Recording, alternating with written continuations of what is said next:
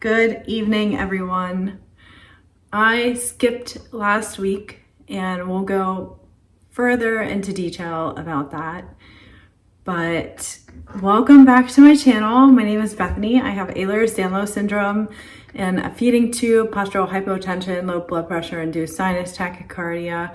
I have bradycardia, and a whole myriad of other issues that came along with the EDS. And I had skipped last week due to quite the surprise symptom, I guess. But this is something that I've never heard about. I didn't know whenever I was getting my surgeries done that this was even a risk that could happen later on in life. Titus says hello. I haven't come across it online. I haven't heard about it from other chronic illness warriors. And in fact, I didn't even know that something like this could happen. So when it did happen, I was quite surprised, as was Titus. And when it did happen, it was extremely sudden, it was intense, and honestly, it was pretty scary. That's right, Titus. Do you want to come up here? Come here. Titus is here with us to share the story because he was there, and yeah, it was scary, right, buddy? Yeah, Mom was in a little bit of discomfort for a while there. It started as discomfort, and then over the next 2 hours, it quickly became much, much more intense to where it was completely impossible to ignore. And I've been through a lot. I've been through multiple surgeries, endometriosis. I've been through 4 of those, adenomyosis. I had the hysterectomy. I had the feeding tube surgeries. I mean, on a daily basis, I get subluxations and dislocations. I have stood in a Rite Aid line waiting to get prescriptions filled because I had a ruptured ovarian cyst right at that exact same time that I was standing in line. And so I know pain, and this was definitely in the top 3. It turns out that after multiple surgeries, we all know that scar tissue forms and it builds up over time. What I did not know is that the adhesions could rip. And that's exactly what happened in my intestine. One of the adhesions tore. It was sudden, it was awful.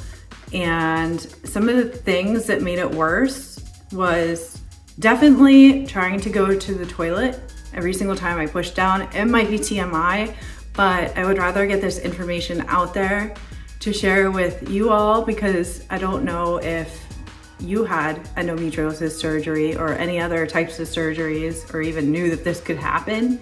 I assume that it could happen not just in your intestines, but elsewhere too. So it's something to be mindful of.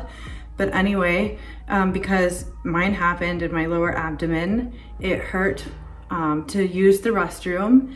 It hurt to bend over, twist, getting in and out of bed and stuff like that. And it was so painful at one point that I started screaming. And I called my husband. He was at work and he came home immediately, saw me. My face was pale. I barely could stand, and he called 911. And that was definitely the correct call.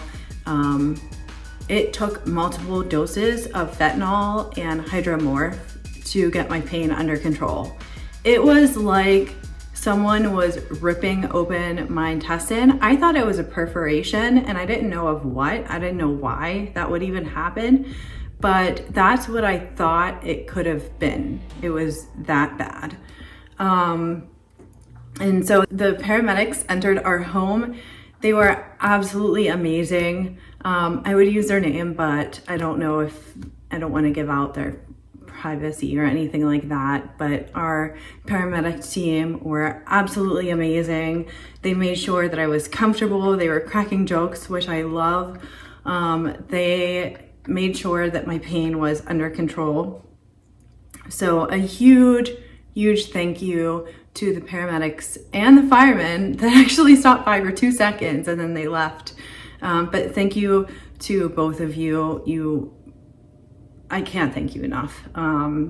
Yeah, you guys are just amazing. Not only were they amazing at home and on the ride there, but the ER was so filled up at Foothills Hospital that they had put us in a hallway and we had to wait there for 2 hours to even get an ER room. And the paramedics had to wait with the patients until a nurse took over to take us into the actual ER. So they were standing there with us for almost 2 hours in the hallway, and they could not have been any more pleasant. And they were nice not only to me, but to my husband as well. And for that, I am so appreciative, because as a chronic illness warrior, when you have something traumatic go down like that, your mind does go to your immediate family. What are they gonna do? Are they gonna be okay? And seeing the paramedics just take care of him was just, it made me less stressed in this situation, and it definitely helped calm me down quite a bit. One thing that I wanted to address was also the nurses there. I did not have to tell them to hydrate me. They hydrated me for the 20 hours I was there. They were absolutely amazing with IV fluids, with any of my requests. They did what they could with the resources they had, and they were absolutely amazing people. They were calm, they were patient, they kept loading me up with warm blankets, and the nurse even got me approved for painkillers before I even saw the doctor, which was a huge relief, because I remember asking the paramedics, what do I do when you guys leave and I don't have any more painkillers, because the pain was terrifying. And so I was really worried about that transition, and they reassured me that everything would be taken care of, and it was 100%. It was a very smooth transition from that hallway with the paramedics into the ER room with the nurses. And one thing that I did want to address that was a little bit negative, because there's pros and cons to every situation, and I don't want to leave anything out in case anyone else has discovered this or has experienced this.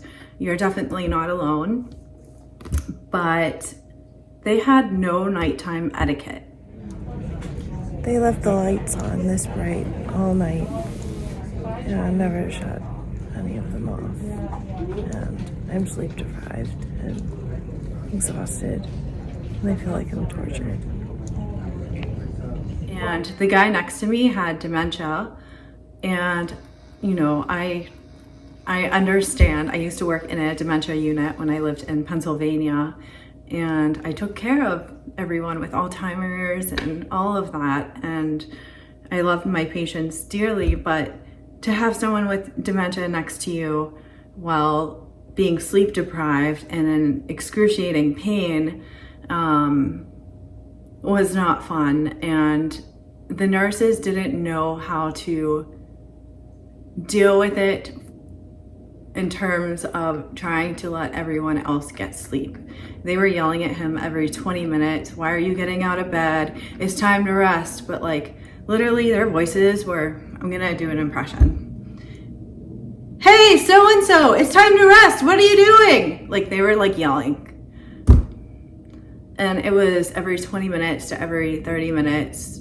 My husband and I got no sleep. He was in a hard chair all night long. There's no lounge chairs or anything like that. If you're in Alberta, you know what I'm talking about. So he just sat in a hard chair all night for 20 hours and no sleep whatsoever. Eventually I think it was the radiologist, gave him a warm blanket and said, maybe you can use it as a pillow or something.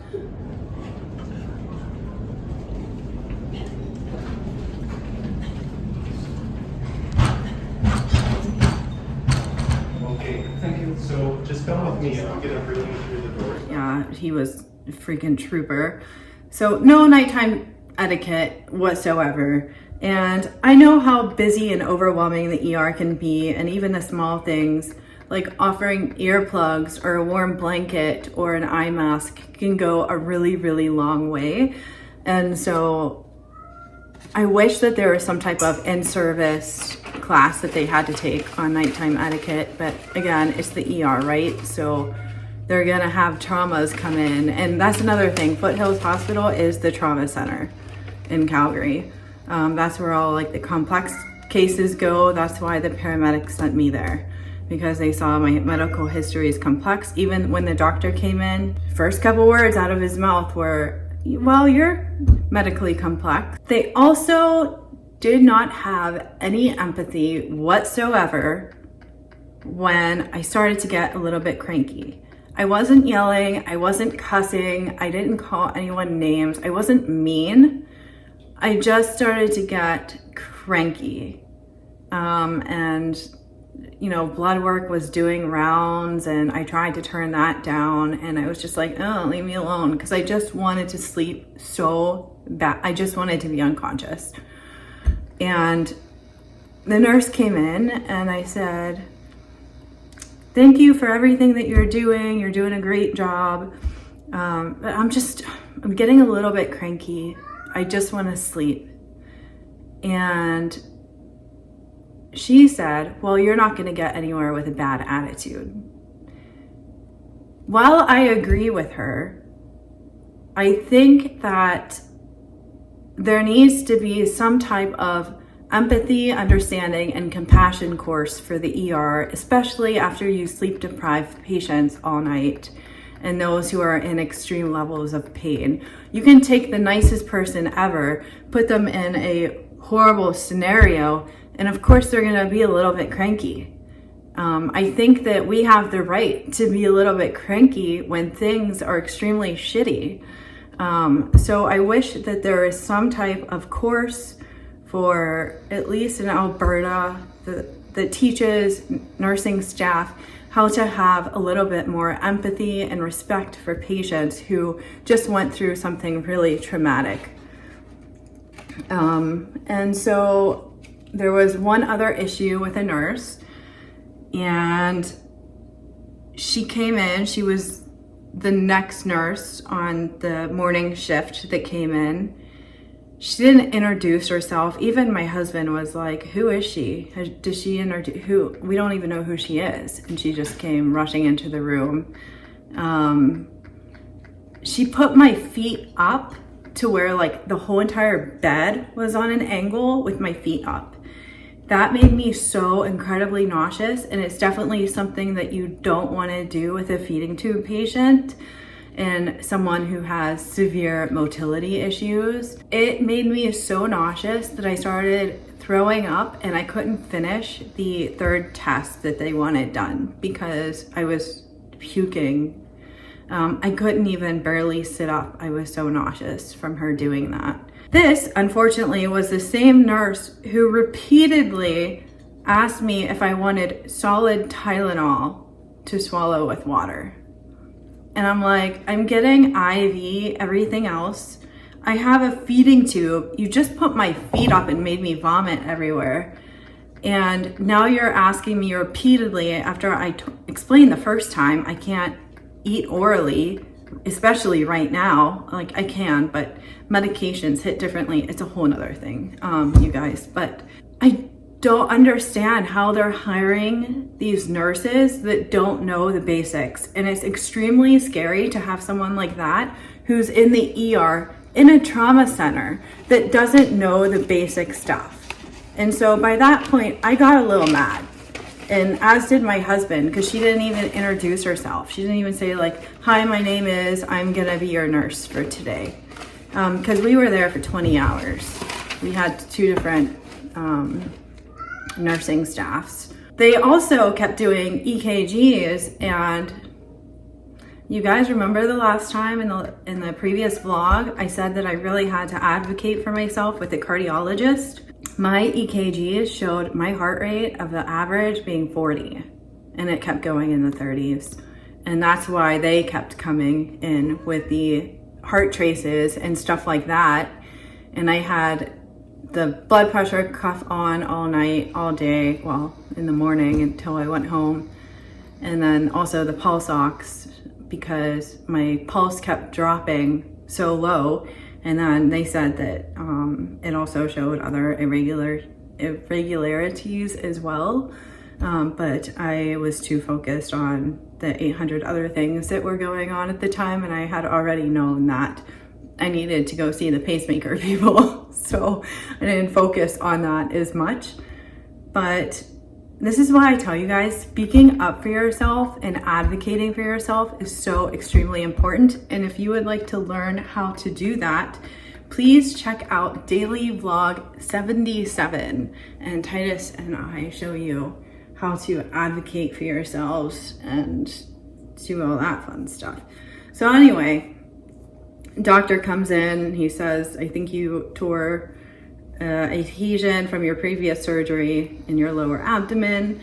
And then he sends us home. We take an Uber, we come home. And I will say, the first night I didn't get any sleep. I was, after the ER meds wore off, they didn't send us home with any painkillers or anything like that. So I had Percocets laying around, so I just took one of those because I was crying. And my husband's like, you really need it. You should just take one. So I took that, and then after that one Percocet, I've been on T3, and this happened like 5 days ago, and I'm still on the T3. It hurts when I lift tighty, but I did just take a T3, so I'm gonna let him slide for a minute. Yeah, it's been 4 days. I noticed when I like bend, twist, or anything like that, it is sore. I cleaned a little bit and it got sore after that. It's sore now. I can kind of feel it. Titus, you're kind of hurting me. I love you, but... And so I've been using my heating pad a lot. I've been hydrating with coconut water and Organica electrolytes. And yes, I do have a discount code for you guys in the description box below for 28% off. And you will get 28% off every single purchase, not just your first purchase. So definitely check out their website and use the code below. And just water. Now I am drinking coffee today. This is the first day that I've attempted coffee, so we'll see how that goes because it's a little acidic. I've been eating stuff like pudding, crackers, ice cream, and oh, this is a big one. Anytime I get up out of bed, I use my hand to brace myself or a pillow.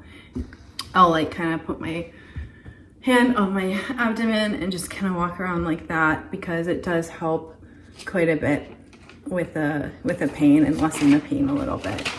So, but I definitely don't want this pain ever again in my life because it was not fun. It felt like a perforation. It felt like something was literally, it felt like my organs were tearing apart. It was way worse than a ruptured ovarian cyst. If you know what that feels like, this is way worse. So anyway, I'm gonna leave you with that nightmare. You see Tidy's butt? He doesn't have a tail. He's a Manx cat, so he was born like that. Born this way. You were born this way. But yeah, I hope that you guys are in as little pain as you possibly can be. I hope that you have a ton of adventures planned.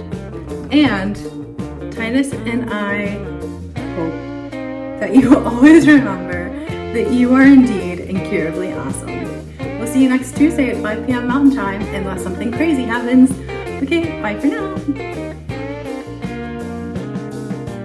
Good job, buddy. Why did you just toot on me? Oh, that's so rude.